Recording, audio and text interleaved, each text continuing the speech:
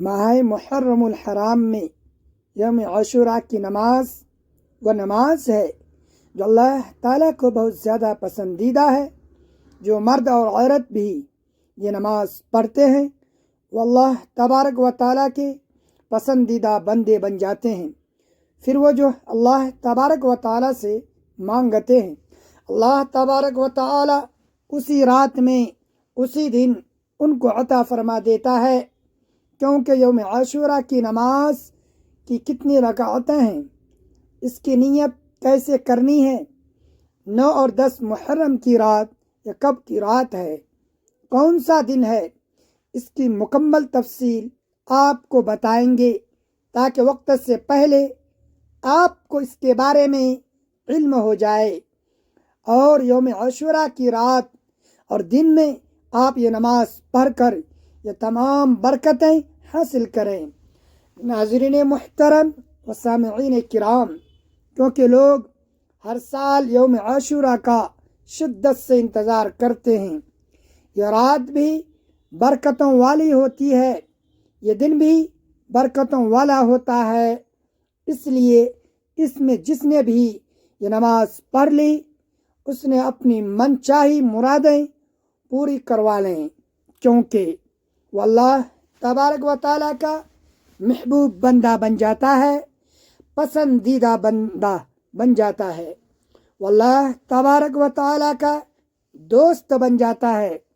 अब आप में से जो अल्लाह तबारक व ताला का पसंदीदा बंदा या बंदी बनना चाहते हैं, मर्दों और ख़वातीन सब के लिए नमाज यकसा है।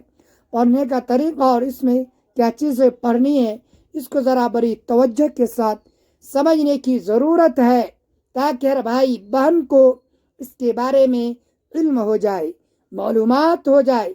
नाज़रीन मुहतरम, क्योंकि हम हर साल इस नमाज के बारे में बताते हैं, कई लोग नमाज पढ़कर अपनी ज़िंदगी बदल लेते हैं, अपनी ज़िंदगी को संवार लेते हैं, उनकी ज़िंदगियां बदल जाती हैं, उनके हालात बदल जाते हैं। वो जो कुछ भी मांगते हैं उनको मिल जाता है, उनको अता किया जाता है, क्योंकि आशूरा का दिन सदियों से अल्लाह तबारक व तआला की ख़ास रहमतों, इनामात और बरकतों का दिन रहा है। नाज़रीन मुहतरम व सामिईन किराम, ये दिन हमें अल्लाह तबारक व तआला पर कामिल भरोसा, सब्र, शुक्र और हक पर साबित कदम रहने का भी दर्स देता है। इसलिए देखिए, मुहर्रम हराम ये इस्लामी साल का पहला महीना है और इन 4 महीनों में से ये एक है जिन्हें अल्लाह तबारक व तआला ने हुर्मत वाला करार दिया है। बेशक अल्लाह तबारक व तआला के नज़दीक महीनों की तादाद 12 है। सूरत तौबा, इसलिए कि मुहर्रम हराम की फजीलत के बारे में भी रसूल पाक सल्लल्लाहु अलैहि वसल्लम ने फरमाया कि रमज़ान के बाद अगर किसी महीने के रोज़ों की सबसे ज़्यादा फजीलत है तो मुहर्रम के और इसमें ख़ास यौम आशूरा का रोज़ा है। और इसमें ख़ास यौम आशूरा का रोज़ा खुसूसी एहतमाम करना चाहिए। हज़रत अब्दुल्लाह इब्न अब्बास रज़ी अल्लाहु अन्हुमा, जो हुज़ूर सल्लल्लाहु अलैहि वसल्लम के चचा हैं, वो बयान करते हैं कि रसूल पाक सल्लल्लाहु अलैहि वसल्लम मदीना में तशरीफ़ लाए तो आपने देखा यहूदी आशूरा का रोज़ा रखते हैं। आपने दरियाफ्त फरमाया, तुम ये रोज़ा क्यों रखते हो? उन्होंने कहा, ये बहुत अजीम दिन है, ये बाबरकत दिन है। इस दिन अल्लाह तबारक व तआला ने मूसा अलैहिस्सलातु वस्सलाम को बनी इसराइल समेत फ़िरऔन के जुल्म से नजात दी और फ़िरऔन को गर्क कर दिया, डुबो दिया। मूसा अलैहिस्सलातु वस्सलाम ने शुक्र के तौर पर रोज़ा रखा, इसलिए हम भी रोज़ा रखते हैं।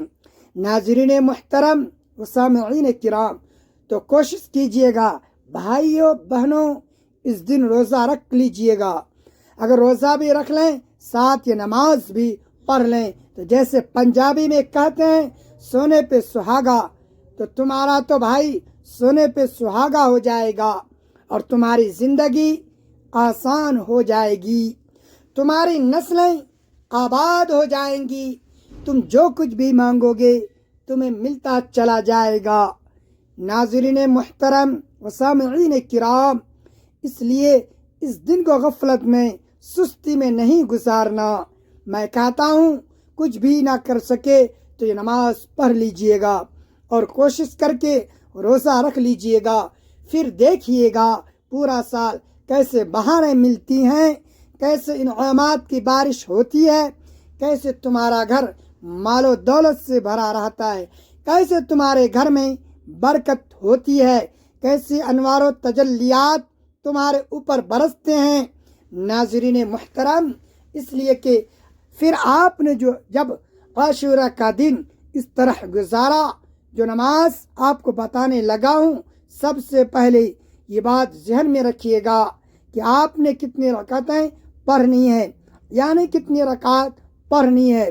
آپ نے بھائی جان 2 رکعتیں کر کے نماز پڑھنی ہے، نماز پڑھنا ہے۔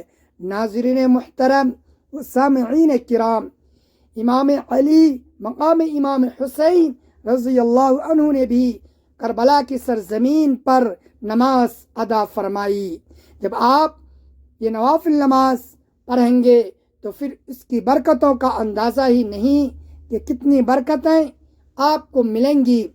ناظرین محترم و سامعین کرام، اب میں سب سے پہلے 2 رکعت نماز پڑھنے کا طریقہ بتاتا ہوں، پھر آگے اور بھی جو رکعتیں آپ نے پڑھنی ہیں ٹوٹل تعداد بھی بتاؤں گا، طریقہ کار بھی، نیت بھی، ایک ایک چیز، ایک ایک جز، ایک ایک حصہ آپ کو سمجھاؤں گا تاکہ کوئی بھی بھائی بہن اس دن کی برکتوں سے محروم نہ رہے۔ ناظرین محترم و سامعین کرام، کیونکہ یوم عاشورہ یہ صرف ایک تاریخی دن نہیں ہے بلکہ ایمان، صبر، شکر پر توکل اور حق بات پر ثابت قدم رہنے کا عظیم پیغام بھی ہے۔ یہ دن ہمیں یاد دلاتا ہے کہ اللہ تبارک و تعالی نے اپنے نیک بندوں کو کبھی تنہا نہیں چھوڑا، کبھی اکیلا نہیں چھوڑا۔ آزمائش ضرور آتی ہے مگر اس کے بعد اللہ تبارک و تعالی کی مدد بھی ضرور آتی ہے۔ اس لیے ہمیں چاہیے کہ ہم اس دن کی برکتوں کو سمجھیں، ہم اس دن کی فضیلت کو سمجھیں۔ ناظرین محترم، سب سے مشہور اور صحیح حدیث سے ثابت ہے جو میں نے آپ کے سامنے ذکر کیا ہے، یہ واقعہ کہ فرعون نے موسیٰ علیہ السلام اور بنی اسرائیل پر بے شمار ظلم کیے تھے۔ جب اللہ تبارک و تعالی نے موسیٰ علیہ السلام کو اپنی قوم کے ساتھ مصر سے نکلنے کا حکم دیا تو فرعون اپنے لشکر سمیت ان کے پیچھے نکل پڑا، ان کا پیچھا کرنے لگا۔ آگے سمندر تھا، پیچھے فرعون کا لشکر۔ بنی اسرائیل گھبرا گئے، ڈر گئے اور کہنے لگے اب تو ہم پکڑے جائیں گے۔ موسیٰ علیہ السلام نے پورے یقین کے ساتھ فرمایا ہرگز نہیں، ہرگز نہیں، بے شک میرا رب میرے ساتھ ہے، وہ ضرور میری رہنمائی فرمائے گا، میری مدد فرمائے گا۔ اللہ تبارک و تعالی نے حکم دیا کہ اپنا عصا سمندر پر مارو، سمندر پھٹ گیا، راستہ بن گیا۔ حضرت موسیٰ علیہ السلام ان کی قوم محفوظ گزر گئی، جبکہ فرعون اور اس کا لشکر سمندر میں غرق ہو گیا، ڈوب گیا۔ اس نعمت کے شکرانے میں موسیٰ علیہ السلام نے روزہ رکھا۔ رسول پاک صلی اللہ علیہ وسلم بھی اس دن روزہ رکھتے اور روزہ رکھنے کی ترغیب بھی دیتے۔ نوافل ذکر و اذکار پڑھنے کا حکم دیا گیا۔ ناظرین محترم و سامعین کرام، تو اب آپ نے سب سے پہلے 2 رکعت نماز نفل اس طرح ادا کرنے ہیں کہ میں نیت کرتا ہوں یا کرتی ہوں 2 رکعت نماز نفل توبہ کی، اللہ تبارک و تعالیٰ کی طرف رخ کعبے کی طرف۔ اللہ اکبر۔ اس کے دوسرے طریقے بھی ہیں نیت کرنے کے۔ ناظرین محترم و سامعین کرام، 2 رکعت نماز نفل صلاۃ التوبہ، بندگی اللہ تعالیٰ کی، منہ کعبے کی طرف۔ اللہ اکبر۔ جو نیت آسان لگے آپ نے ان الفاظ میں سے وہ الفاظ اپنے لیے انتخاب کر لینا ہے، چن لینا ہے۔ نیت میں نے 2 طریقوں سے بتا دی، جس بھی طریقے سے کریں گے آپ کی نماز درست ہو جائے گی، صحیح ہو جائے گی۔ ناظرین محترم، اب آپ نے اسی ترتیب کے ساتھ جب نیت کر لی تو نیت کرنے کے بعد آپ نے پڑھنا ہے سبحانک اللہم و بحمدک و تبارک اسمک و تعالی جدک ولا الہ غیرک۔ اس کے بعد اعوذ باللہ من الشیطان الرجیم، بسم اللہ الرحمن الرحیم، الحمد للہ رب العالمین الرحمن الرحیم مالک یوم الدین، ایاک نعبد و ایاک نستعین، اہدنا الصراط المستقیم، صراط الذین انعمت علیہم غیر المغضوب علیہم ولا الضالین۔ یہاں تک آپ کو سمجھ آ گئی، لیکن جب نیت کرنی ہے تو جو الفاظ میں نے کہے ہیں وہ الفاظ کہتے ہوئے اپنی زندگی بھر کی خطاؤں کا تصور رکھنا ہے کہ میری زندگی میں جتنے بھی مجھ سے گناہ ہوئے ہیں جانے انجانے میں، اللہ تبارک و تعالی اس کی برکت سے تو معاف فرما دے، میں تیری بارگاہ میں توبہ کر رہا ہوں۔ ناظرین محترم و سامعین کرام، کیونکہ 10 محرم 9 اور 10 محرم آپ سب جانتے ہیں کہ 61 ہجری کو نواسۂ رسول حضرت امام حسین علیہ السلام اپنے اہل بیت اور ساتھیوں سمیت کربلا کے میدان میں شہید کر دیے گئے۔ حضرت امام حسین نے ظلم کے سامنے سر جھکانے کے بجائے حق، عدل اور دین کے سر بلندی کے لیے قربانی دی۔ ان کی شہادت امت مسلمہ کو یہ سبق دیتی ہے کہ حق پر قائم رہنا، صبر کرنا، اللہ تبارک و تعالیٰ پر بھروسہ رکھنا مومن کی شان ہے، مومن کی عظمت ہے۔ اس واقعہ پر غم کا اظہار فطری ہے، لیکن اسلام نے نوحہ سینہ کو بھی خود کو زخمی کرنا یا دیگر غیر شرعی اعمال کی اجازت نہیں دی۔ مسلمان صبر اختیار کرتا ہے، شہداء کے لیے دعا کرتا ہے، ان کی سیرت سے سبق حاصل کرتا ہے۔ ناظرین محترم و سامعین کرام، اس لیے آپ نے بھی کوشش کرنی ہے کہ یہ نوافل پڑھنے ہیں۔ پہلی 2 رکعت توبہ کے لیے مکمل کرنے کے بعد آپ نے وہیں اپنی جگہ پر بیٹھ کر 70 مرتبہ یہ تسبیح پڑھنی ہے، سبحان اللہ و بحمدہ، سبحان اللہ العظیم و بحمدہ، استغفر اللہ۔ اس تسبیح پڑھنے کے بعد فوراً کھڑے ہو جائے۔